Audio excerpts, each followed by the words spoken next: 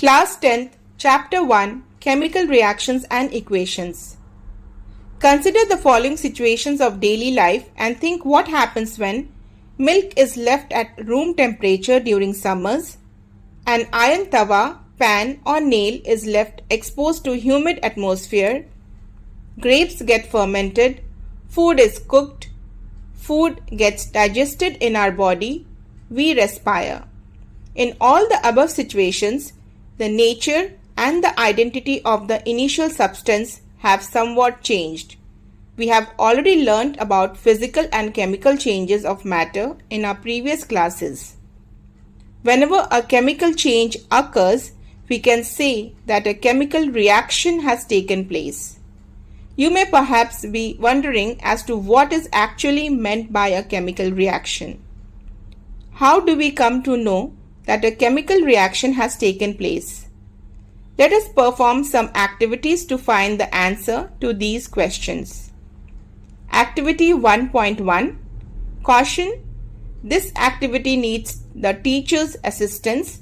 It would be better if students wear suitable eyeglasses.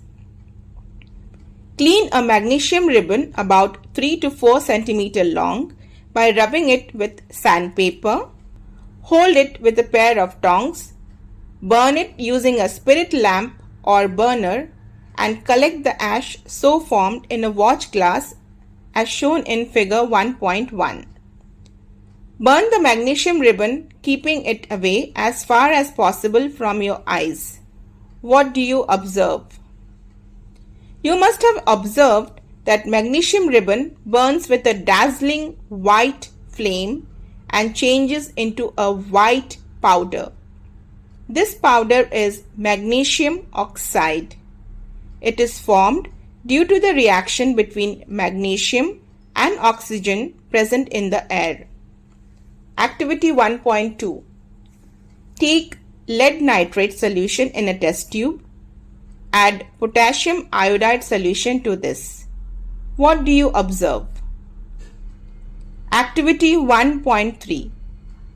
Take a few zinc granules in a conical flask or a test tube. Add dilute hydrochloric acid or sulfuric acid to this. Caution: handle the acid with care. Do you observe anything happening around the zinc granules? Touch the conical flask or test tube. Is there any change in its temperature? From the above three activities, we can say that any of the following observations helps us to determine whether a chemical reaction has taken place.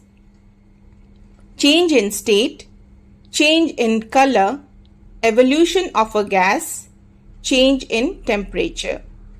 As we observe the changes around us, we can see that there is a large variety of chemical reactions taking place around us. We will study about the various types of chemical reactions and their symbolic representations in this chapter. In the next video, we will read 1.1 Chemical Equations.